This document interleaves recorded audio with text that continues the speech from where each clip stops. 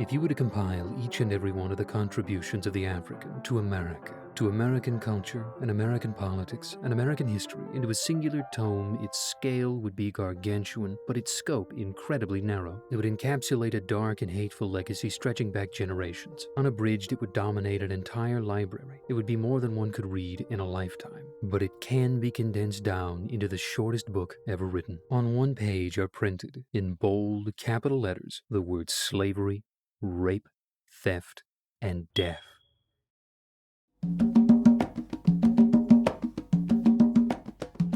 We call it the Negronomicon, the Book of Black Death, and each and every one of us Americans carries a copy of it with us, in our hearts and in the blackest recesses of our minds. It's a part of us, and we have it memorized front to back. As you thumb your way through its pages, you'll come to see how Black Death, suffering, and corruption have informed the character and legacy of the African in America, and irreversibly shaped, marred the character, history, and future of we Americans.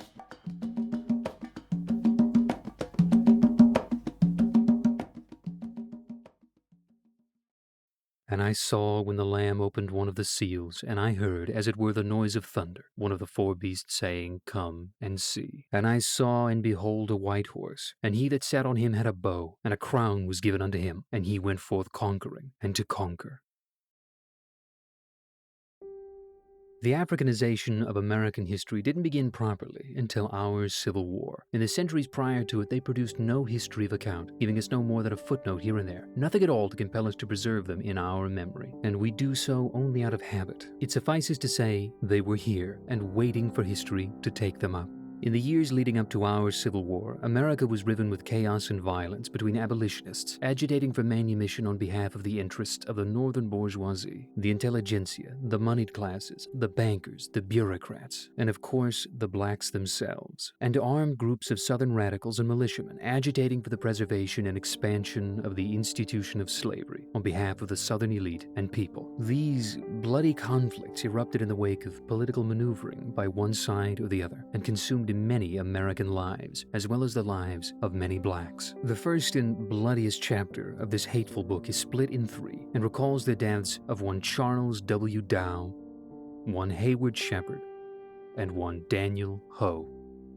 Charles W. Dow, son of Lad and Sarah Dow, was an early Anglo-American settler of the Kansas Territory. Charles W. Dow and his family were natives of Ohio and only a generation or so removed from the founding stock. Dow and his father migrated to Kansas in the year 1855 from their home in Ohio. Dow, only a young man in his late 20s, was killed in Kansas shortly thereafter by a neighbor in an alleged land dispute. Dow's death is thought to have been the first, or one of the first, deaths in what would come to be called Bleeding Kansas.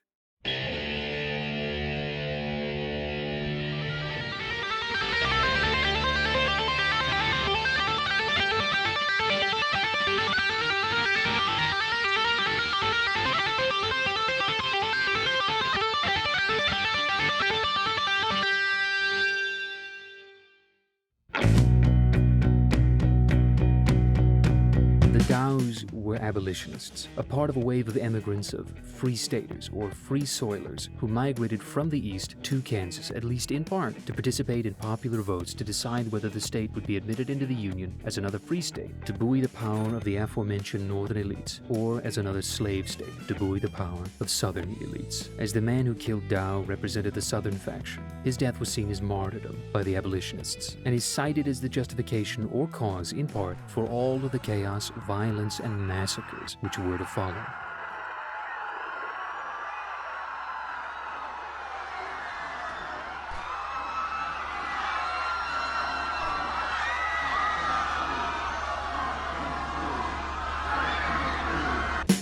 The next man to die was one Thomas Barber.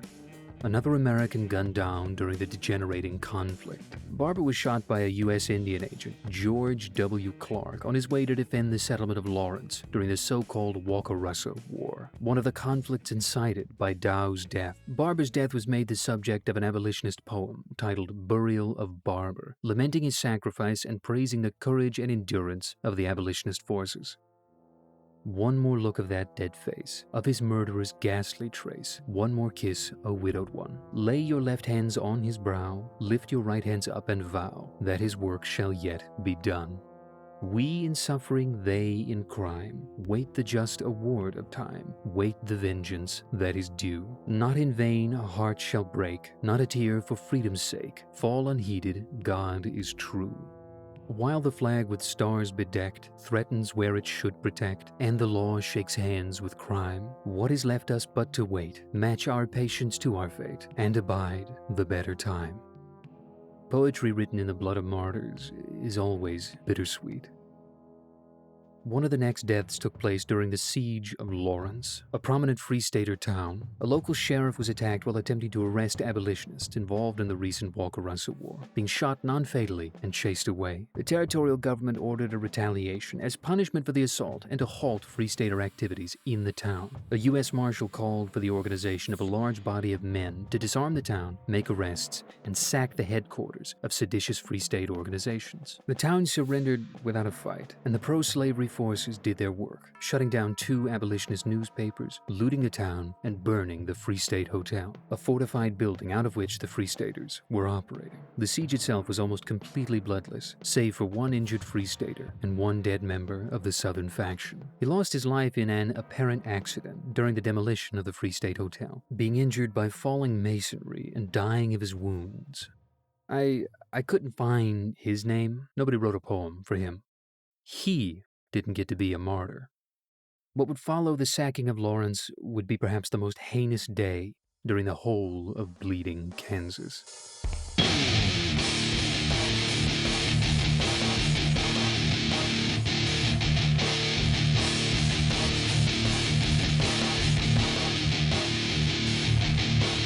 After the siege, a band of abolitionists headed towards Lawrence to defend the town received news that they were too late. Outraged by this, the leader of the troop assembled a small party of radicals and set off to another nearby settlement to make camp for the night and prepare his retaliation. Late in the evening of May 24th, 1856, this party of radical abolitionists break camp and approach the home of settler James Doyle. The abolitionists order him and 2 of his sons to leave the cabin and come out to face the party. They're taken prisoner and led a ways away from the cabin. Kneeling in the dark, James and his sons William and Drury Doyle are killed in cold blood by the abolitionists. The sons are hacked to death with sabers, and the father is shot in the head by the fanatical leader of this abolitionist band. The party would visit 2 more cabins that night. Allen Wilkinson and William Sherman would both be butchered and left to rot. 5 Americans were dragged from their homes in the middle of the night and shot and hacked to death with swords in retaliation for the bloodless sacking of Lawrence. None of the men killed participated in the sacking, and the killing had only just begun. These men are regarded by modern Americans as folk heroes. Their actions are celebrated and commemorated even to this day. Kansas is littered with monuments to the Free Staters and their deeds as individuals, and the consequences, if not the details, of their deeds. In contrast, in all mainstream history and media, the pro-slavery activists, fighters, settlers, and immigrants are neither commemorated nor honored. Instead, they're referred to simply as border ruffians or raiders. The dialectic conjured up by these characterizations is one of hordes of masked bandits marauding across the border to rape and pillage, to spoil elections and spread the disease of slavery just that little bit deeper into the continent at the behest of a cabal of slave-owning aristocrats who could care less whether their foot soldiers lived or died, being resisted by small bands of brave locals and abolitionists barely holding out against the onslaught. Like a squad of American soldiers holding off a battalion of SS goons in a desperate last stand. It's a myth of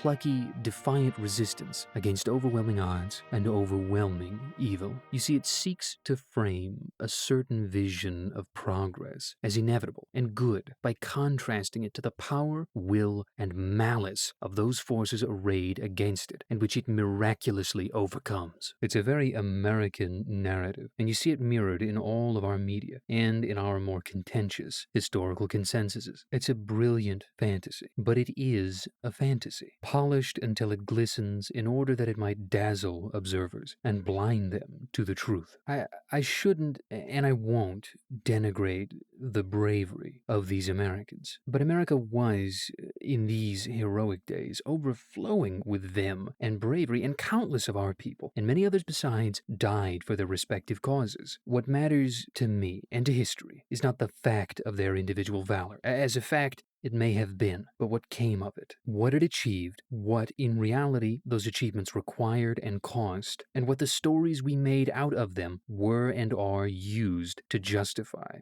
In spite of their initial victories, the Southern forces were ultimately less successful than their abolitionist counterparts, and their failures lie with a lack of numbers, financing, and organization. They operated in small groups, posses, and loosely organized militias, crossing the border in dribs and drabs to participate in the fighting, at the behest of local governments, out of duty and patriotic or ideological fervor, or simply out of fear for their safety as white men neighboring a new state soon to be full of free blacks.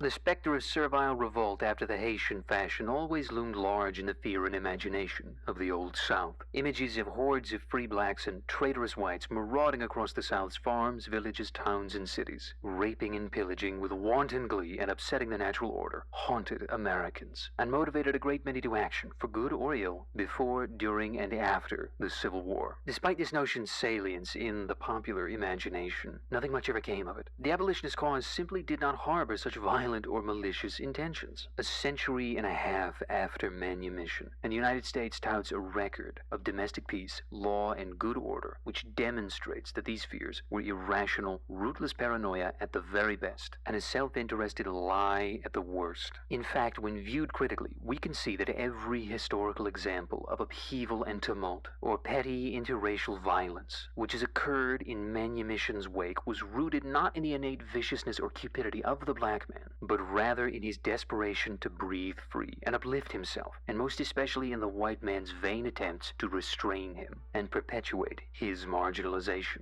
We are, as ever, the authors of our miseries, and if only we had the good sense to recognize our role in history and make a change for the better, we'd all live freer, safer, more fulfilled lives, dignity.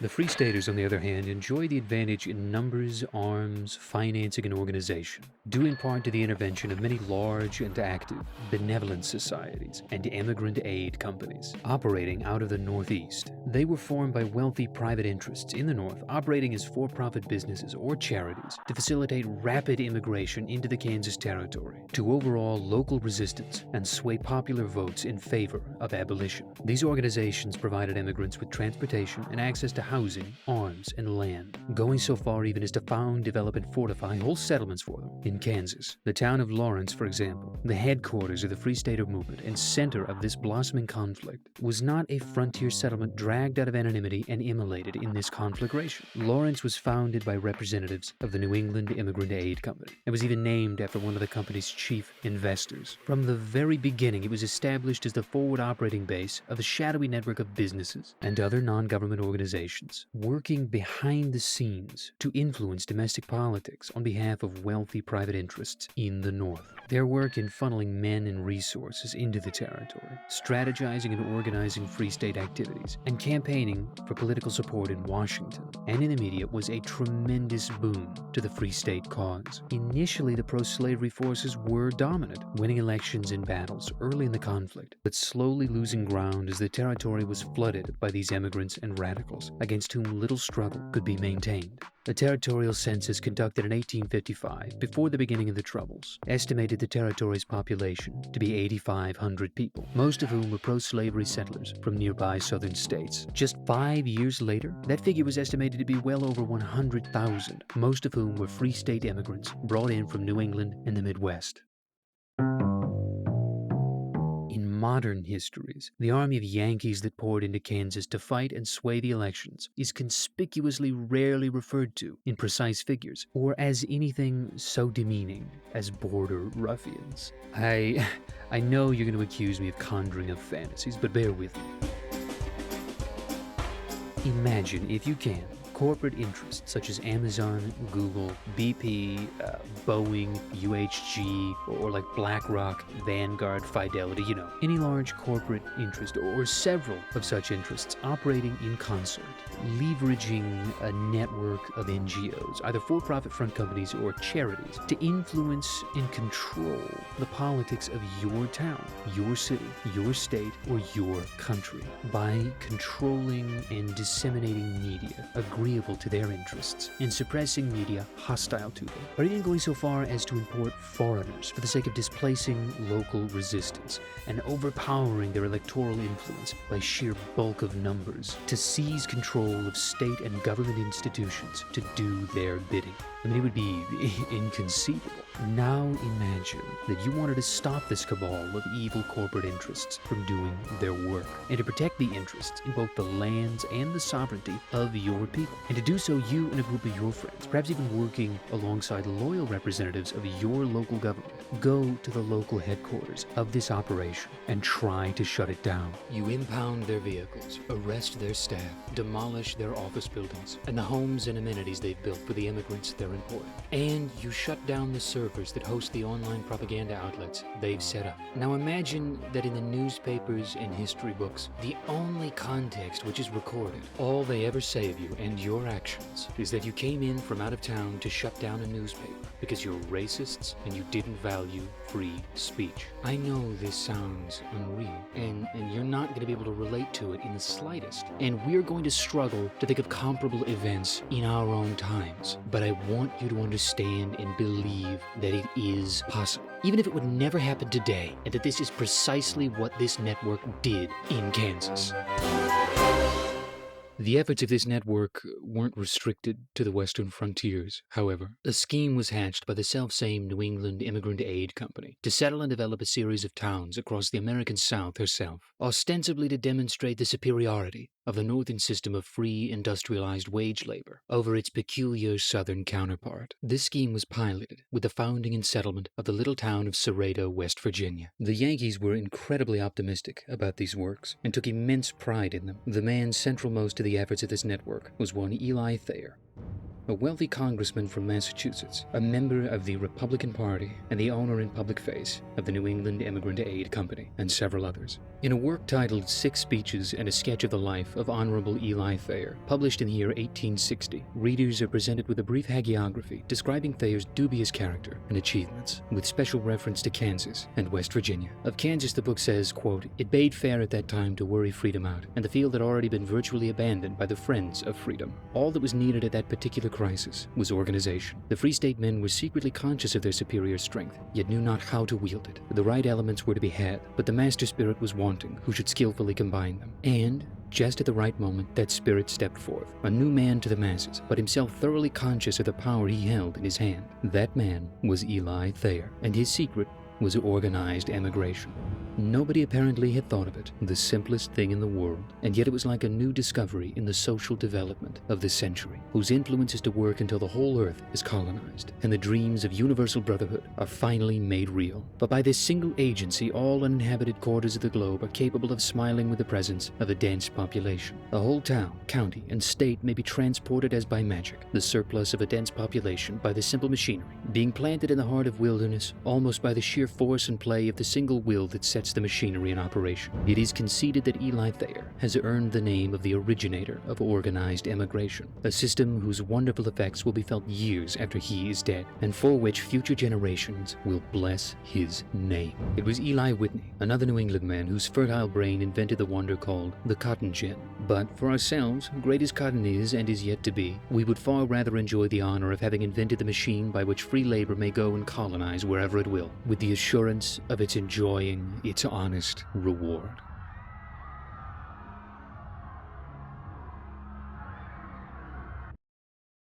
In 1857, some years before, in the town of Cerreto, a local newspaper, the Cerreto Crescent, published the text of a speech by Eli Thayer delivered about the town. And in it, he describes his network's mission, and especially the opposition it faced from the locals. Quote, "The time has come for schools and churches and the mechanic arts to be planted here, and they will be planted here. Let us now recur briefly to the history of the enterprise which contemplated the development of the resources of Western Virginia and the advancement of the state. You remember then last spring when we announced our intention of performing the praiseworthy acts to which I allude. We were denounced by certain fire-eating politicians in Eastern Virginia. They affirmed that should we ever set foot in the Old Dominion with a colony of Yankees, we should only have the choice between hemp and grapevines. We were told then we should be met at Philippi." At the end of 6 speeches, the editors conclude with a brief summary and more praise. They touch specifically on Cerreto, saying, quote, "Mr. Thayer has established a vigorous and thriving colony in Western Virginia, to which he has given the name of Cerreto. The plan of the establishment of Cerreto is precisely that by which Kansas was colonized, a town transplanted by the very simple machinery of organized immigration. By that process, he has built up a large settlement in an unpopulated district, started a good newspaper, erected manufactories, schoolhouses, churches, and stores, given an impetus to agricultural and mechanical production, set up a hum of lively industry where solitude once reigned, and is making the desert smile like a garden. Nothing but organized immigration has accomplished it, operated by his clear head and energetic will." On the face of it, this project at least was a failure. By the grace of God, Cerreto was the only town they founded. But West Virginia was, conspicuously, the only major territory lost to the South through popular opposition rather than outright conquest. In their own terms, plain as day and unambiguously, this shadowy network, embodied in the figure of Eli Thayer, used a strategy of mass immigration in an attempt to alter the demographic makeup and culture of their enemies' homes in order to control their politics and direct political change to serve the interests of the northern bourgeoisie. And at every step along the path, they faced scathing popular opposition from the very people whose lives their machinations would touch. We should have only the choice between hemp and grapevines.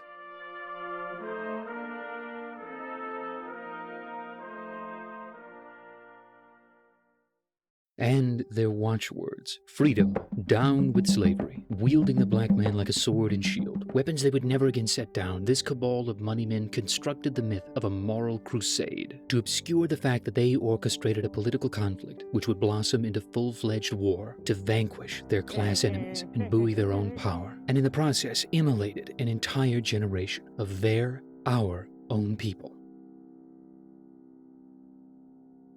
After the sacking of Lawrence and the Pottawatomie massacre, Kansas would carry on bleeding for 5 long years. In the end, dozens of Americans would lie dead, and the Free Staters would have the final word. They would seal their victory with Kansas's admittance into the Union under a Free State Constitution, written in the blood of their own countrymen and kin, spilt for the cause of truth, justice, corporate profit, and setting an alien race free in our homeland. It was one of the first victories for the black man in America, bought by northern bankers and industrialists and paid for in American blood. They enter our history as the symbol of the cause which was the impetus of the worst war we've ever fought. As God built the world's great oceans of water out of countless petty, individual, anonymous little drops of rain, so too were the great oceans of blood, whose construction the pages of the Negronomicon recall, built drop by bloody little drop of American blood. Firstly by the blood of Charles W. Dow, one of countless thousands of anonymous American immigrants sent west by the likes of Eli Thayer and the forces of organized northern capital, as pawns in a game of chess which spanned the breadth of a continent, a game of white versus black and green.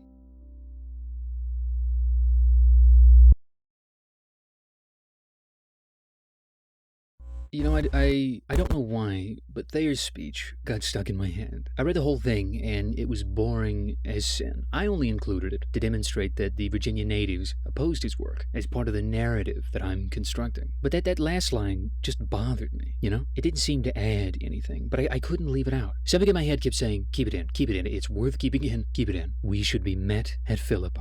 I thought that it was just an incendiary reference to the climactic final battle of the Roman Civil War, the Battle of Philippi, a victory of Caesarian populists and reformers over aristocratic slaveholding conservatives. It's a neat and topical reference. It's the sort of thing that I would have put into a piece of propaganda that I was writing. I mean, in fact, I did. I figured I'd keep it in because it sounded cool. and I went to bed. I had someone proofread my script later, and when they got to the speech, they read it out loud, and that's when it hit me. It hit me like a freight train. I couldn't believe that I hadn't seen it straight away. I had been pronouncing it Philippi, but they pronounced it Philippi. Philippi is a town in Greece, but Philippi is a town in West Virginia. And the only reason that I or anyone knows the name Philippi, West Virginia, is because as Philippi was the site of the last land battle of the Roman Civil War, the little town of Philippi, West Virginia, was the site of the first land battle of the American Civil War. And that bastard Eli Thayer, one of the architects of the American Civil War, stood in a little church in Wayne County, Virginia, 3.5 years before the war broke out, and said before God and everyone that he and the forces he represented, quote, should be met at Philippi. He's an American Cassandra, no? His foresight and the machinations of men like him cost the lives of God alone knows how many Americans. Americans like Charles W. Dow.